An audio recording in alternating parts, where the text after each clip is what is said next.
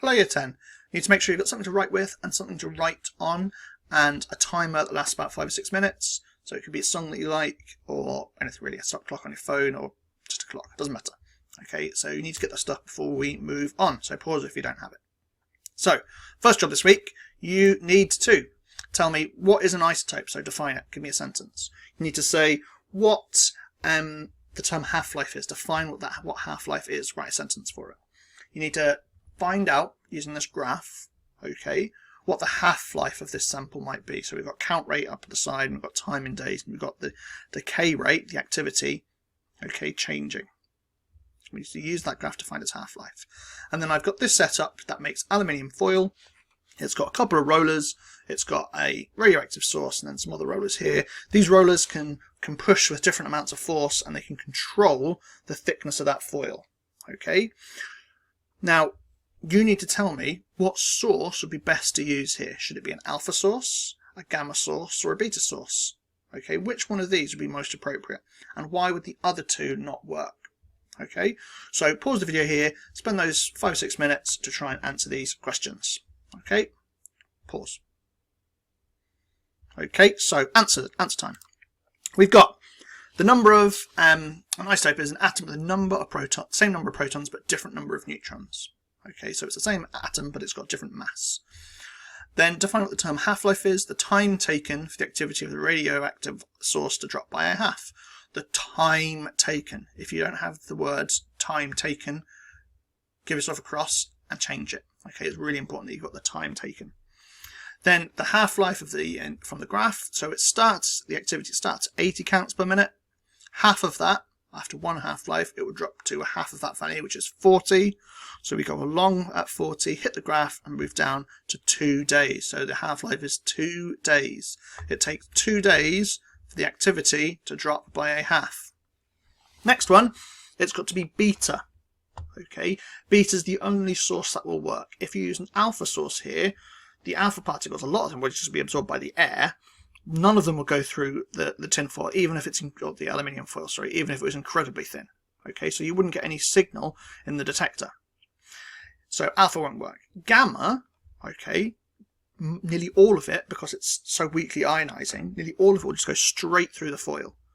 Okay, even if I change the thickness by a massive amount, so if I had, many millimeters of aluminium, the detector wouldn't really see that change. But if we use beta particles, a lot of the beta particles won't make it through the tinfoil, even if it's quite thin. But a good proportion will. Okay, because you need many millimeters, you need a few millimeters, 4 or 5 millimeters, just to absorb all of that beta. Okay, so beta particles would be the most appropriate source for this device. So, this week, we're continuing on with half-life, and I just want to refresh our heads, because everything we do this week and last week has to do with this. Okay, everything we're looking at is to do with the time it takes the activity to drop by a half. We're using this idea, okay, we're using this idea to do everything else. It underpins everything that we're looking at in this week's work. So it needs to be in your head the time it takes the activity to drop by a half, or the time it takes for the mass of the isotope to drop by a half, or the time it takes for half of the isotope to decay. Okay, they all mean the same thing. Okay, it's all the half-life, but we need it in our heads before we go on. Now, last time we looked at plotting out graphs, we looked at the randomness of it, we used these counter models to plot out a graph to show that relationship of activity and decay. This week we're looking at it a little bit different, looking at it a little bit backwards. Okay, so first, here's this mineral that was first found in France. It's a tunanite. It contains uranium. You don't need to know the name of it. You don't need to know the chemical formula. Okay, it's hydrated, so it's watery calcium mineral phosphate. Okay, this is the formula. But we need to know that it's got uranium in it. Okay, this has got uranium. And because uranium is a really massive atom, it's got lots of protons and neutrons in it, it takes up about 50% of the mass. So about half of this should be uranium. Half of it should be uranium. Should be about 50%. But this sample's 100 grams, and if I chip away a little bit and I measure it, it's not it's not 50 grams of uranium, it's only 25 grams of uranium. It should be 50, but it's only 25. So what's happened to the rest of it and why? We need to be able to figure out what's happened to it. You should be able to do that already. And we need to think about what's happened. What does that mean? And we can use that. We can use that idea to figure something out about the itonalant. Okay. Now, before we do this, okay, I want to do a little bit of maths. So keep this idea, this question in the backs of your heads. We are going to come back to it. Okay, because I want to figure out where it's gone and what that can tell us about the mineral. Okay. So, first, some maths. I've got a model like we did last time, where I've got these little tokens, and if they're purple, they're not decayed, and if they're blue, they've decayed. So we start out with all of them purple, nothing's decayed. After one half-life, half of them have decayed. After another half-life, another half decayed from this. After a third half-life, another half decayed. Okay, I want you, your first task is to sketch the diagram, just a quick sketch, and write how much mass. What's the mass of the isotope purple? What's the mass of the isotope blue? How much mass is there in each step? For the isotope, the purple, and for the decayed atoms there, the blue. Okay, so pause the video and give that a go. Okay, so hopefully you've gotten that a go now. Here's what I put. Okay, so it starts, nothing's decayed, 20 grams is purple, 0 is blue. One half-life, 10's purple, 10's blue. Another half-life, 5's purple, 15's blue. Another half-life, 2.5, 2.5 grams of purple, 17.5 grams of blue. Okay, now we can use this idea to figure out how long ago it was when it started. So if I take this sample and I see that 10 grams of it is blue, half of it has got to blue, I know that it's one half-life old. It's 2 days old. So this sample is 2 days old from the start. Okay, half-life here, typo. Okay, after another half-life, okay, if only 5 grams is gold, so if I purple, if I look at this sample and I see that 5 grams of it is purple, 5 grams is decayed, okay, out of a total of 20, I know that 2 half-lives have happened. So one half-life is 2 days, another 2 days, that would be 2 4 days old. It's 2 half-lives old, and a half-life is 2 days. So this is 2 4 days old. Okay, if I measure that there's only 2.5 grams of purple, I know that it's 1 2 3 half-lives old. It's got to be 6 days old. 2 4 6. So if I know the proportions, if I know how much purple there is and how much blue there is, I can figure out how old the thing is. Okay, but we can be more general than that. Okay, we don't just have to do it for a sample that's 20 grams. Okay, we can do it for percentages. We can change this into a percentage. Okay, so at the start, for our second task, we've got nothing's decayed. After one half-life, half is decayed. After two half-lives, another half is decayed. Another 3, another, and another. Okay, your second task is to sketch these circles, okay, and add what fraction is red, what fraction is yellow. So at the start, 100%, 1 is red, 0 is yellow. Here, half is red, half is yellow. What's it here? What's it here? What's it here? What's it here? So what's the fraction for each of those pictures? Okay, should take you about 5 or 6 minutes, maybe less. So pause the video here and give that a go. Okay, so answers. We've got at the beginning yellow 0, red's 1. Then they're both a half.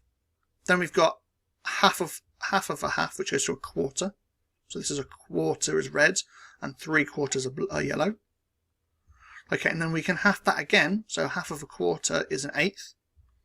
So we're dividing by 2 each time, thinking about that definition is. So we get an eighth is red, 7/8, what's left over is yellow. Here then we're dividing the 8 by 2 to 1/16. Okay, 15/16 left over is the yellow that's not decayed. Sorry, that has decayed. We divide by 2 again, 1/32. 32nd. 32nd.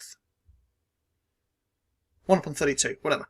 Okay, and the yellow is 31. 30 upon 32. I don't know how to say that as a word. Okay. And we can look at this, and just like we did before, where we can use this idea, we can look at the grams, the ratio between the grams to work out how long there is. We can look at the fractions.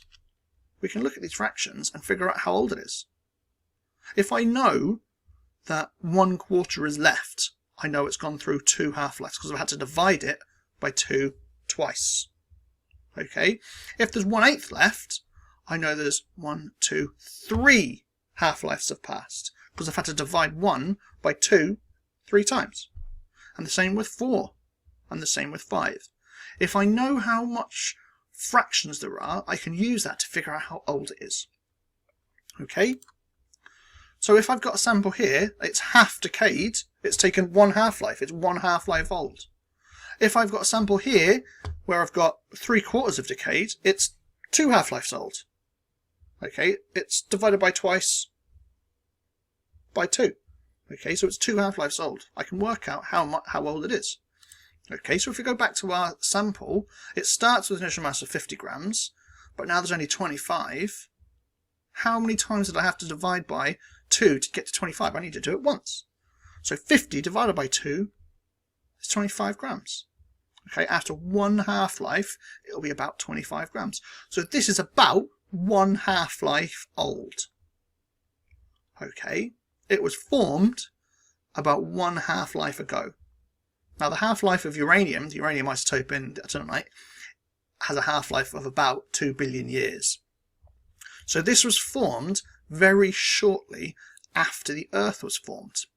Okay, if we go by this half-life measurement, and if my maths was right. Okay, but the important bit is that we know, if we know the initial and we know what the new mass is, we just need to divide by 2 to get to that new mass.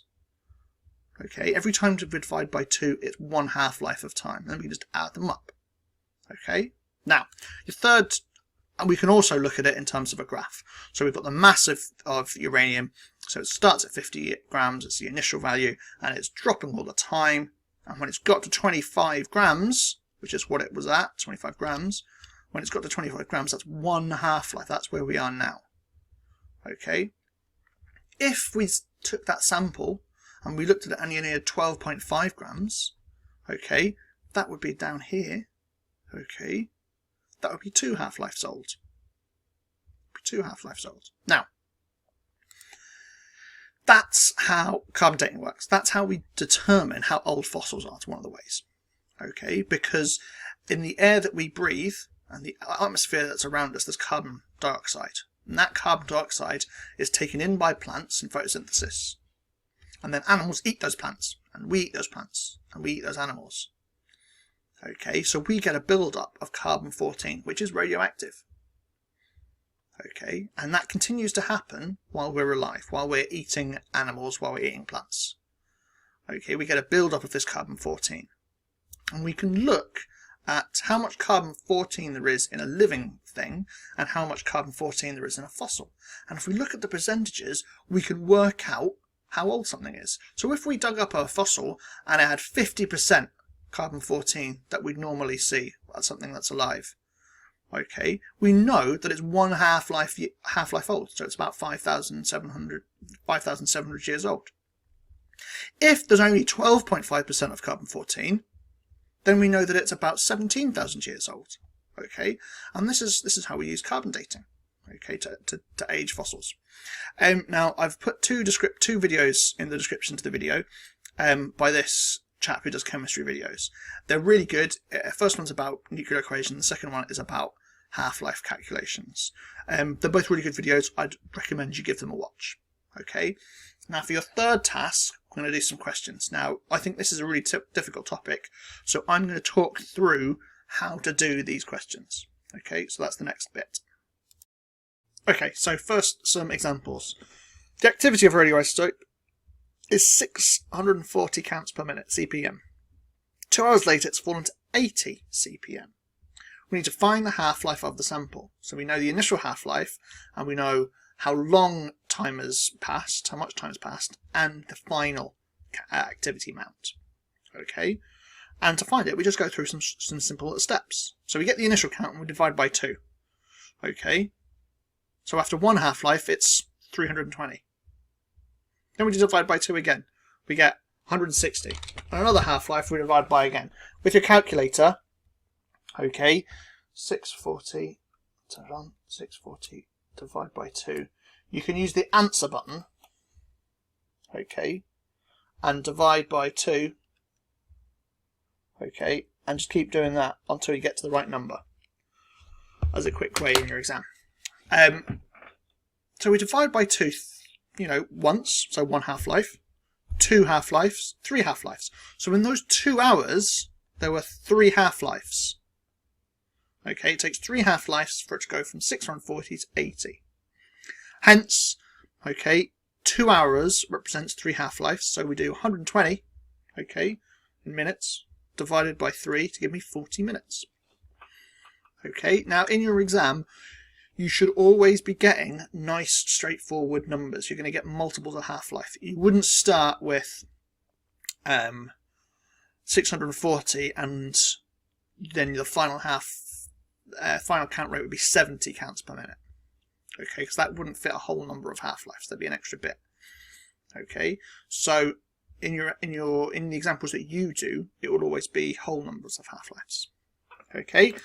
Next example, okay, this is only on the higher tier, okay, but if the initial activity of the sample is 640 becquerels, decays per second, calculate the percentage reduction in activity after 2 half-lives, percentage reduction. So first, we need to find activity after each half-life. Okay, so there's 2 half-lives. So after 1 half-life, we go from 640 divided by 2, 320. 2 half-lives, 320 divided by 2, 160. Okay, so we've started at 640. After 2 half-lives, we'll have 160. So the reduction, how much it's reduced, we do 640, take away 160 to get 480 becquerels. Okay, so this is how much it's reduced. And then to work that out as a percentage, we do this divided by the total times by 100. So 75%. There's a reduction of 75%. Okay. 160 is only 25% of 640. Okay, so task 3, these application questions. I want you to spend the time you've got left trying to work through them. Now, we can do this in a couple of ways. So you can give them a go, then you can look at the answers and you can correct them, as you've done before. You can give them a go, and then you can look at me going through the questions one by one, and you can correct them as we go. Or you can give the question a go, look at my answer, give the next question a go, look at my answer, and go through that way. It's completely up to you. Okay, so if you want to just do the questions, you can go away and do them. Okay, but now I'm going to go through answers. So if you don't want to see the answers or you haven't given them a go yet, pause the video here. So, first one. A radioactive source with a half-life of 15 minutes has an initial count rate of 240 counts per minute. What will the count rate be after 1 hour? Okay, so we need to figure out, okay, so it's got a half-life of 15 minutes. How many half-lives fit into 1 hour? Okay, 4 fit into 1 hour. So there'll be 4 half-lives. So I need to divide 240 by 2 4 times. Okay, so I've got that fraction, 60 divided by 15, 60 minutes in an hour, divided by the half-life to give me 4 half-lives. So we do 240 divided by 2, it's 120. 120 divided by 2, 60. 60 divided by 2, 30. 20 divided by 2, 15. So the count per minute will be 15. So the answer for this one is 15. Okay, you need to spot that you're given the amount of half-life, the time it takes, you're given the initial, and you're given how long the experiment happens for. Okay, question 2. A radioactive source has a initial, I'm going to pause here and move the answer down. There we go, that's better. So a source's initial count rate of 16 counts per minute, and after 2 hours it's decreased to 4. So we get the start and we get what it finishes at. Okay, and we also get the time it's taken. What's the half-life of this source? So we need to say, okay, so we need to work out how many times I need to divide this by 2 to get to 4. Okay, so we start at 16. I divide by 2 to get 8. That's 1 half-life. I divide 8 by 2 to get a second. So 4, which is what we need to get to. That's a second half-life. So there's 2 half-lives have taken place. Okay, that's 2 half-lives in 2 hours. 2 divided by 2 is 1, so the half-life is 1 hour. Okay, 1 hour. 3. The activity of the source is 32 becquerels, so 32 decays a second. How many half-lives will the activity have dropped by to 4 becquerels? How many half-lives will the activity have dropped to 4 becquerels? Hard sentence to say that. So we start at 32. After 1 half-life, there'll be 16. After another half-life, there'll be 8. After another half-life, there'll be 4. So there's 1, 2, 3 half-lives. Okay. Question 4. We need to find what the radioactivity is using this graph. So we've got 120 as my start. 120 is my initial. I go divide that by 2 to get to 60. I go along 60, hit the graph, and go down to the 1, 2, 3, 4th box. Each box is worth 10 seconds. So this would be 40 seconds. So the half-life is 40. And question 5, the hardest one. The initial activity of radioactive source is 9,600 becquerels. Calculate the activity after 3 half-lives as a percentage of the initial activity. So this is like the higher level question example, but it's not the reduction. So don't do it as the reduction. So we start at 9,600, we do 1 half-life, a second half-life, a third half-life. So it's 3 half-lives, and we get to 1,200. We do 1,200 divided by 9,600 times by 100 to get 12.5%. Okay, we don't have to do the subtraction because it's not the amount of reduction. Okay, it's a percentage of the initial. And here are the answers. Here's the answer slide. That'll also be included in the class charts. I hope you're all doing well at home. I hope those of you going into school are doing well in school. Take care and goodbye.